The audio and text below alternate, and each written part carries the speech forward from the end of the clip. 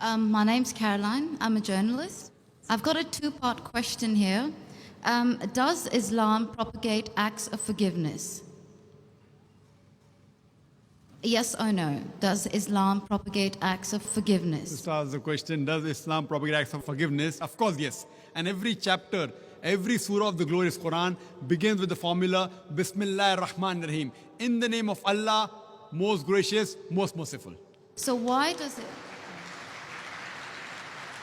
Yes, sister. Second part of the question. And the second part of the question is, why does it Yes, no permit... Why does Islam permit honor killings?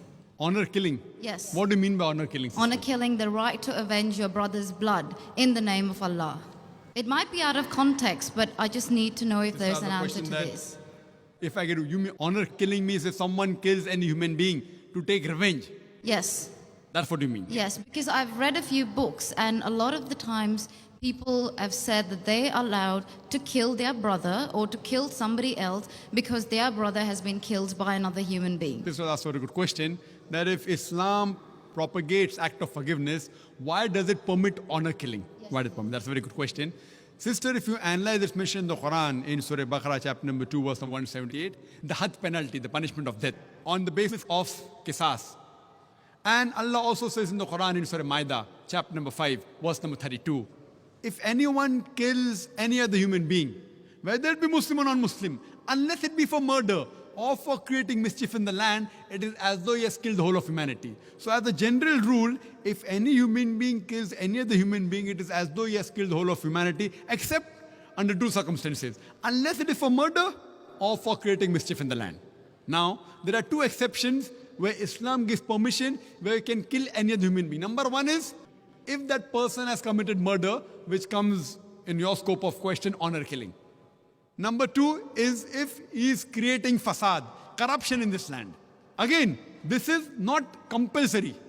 If someone kills someone, it's not compulsory he has to be killed. Islam also says that if the relatives of the person who has been killed, if they take blood money, if they forgive the killer, that person who has killed can be forgiven. But under normal circumstances, if he's killed someone and if I want death on that, because for death, again the punishment is death.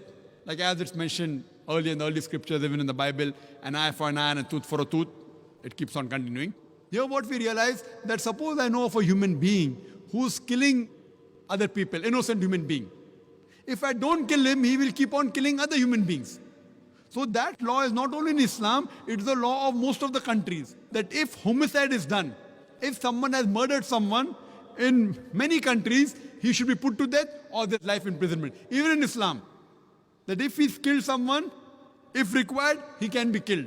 But the relatives of the person even can forgive the person, if they want.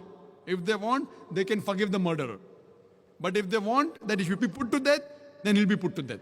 And the second case where a person can be killed is if he's causing corruption in the land. For example, if someone is committing rape. Now rape is nothing but causing corruption in the land. So in this case, that person should be put to death. Because the sin is so heinous. It is such a big crime that there is no other punishment but death penalty. And I've asked this to many non-Muslims, that God forbid, if someone rapes your mother, and if you are made the judge, and the rapist is brought in front of you, what punishment will you give him? And 100% of the non-Muslims, they told me that we will put him to death.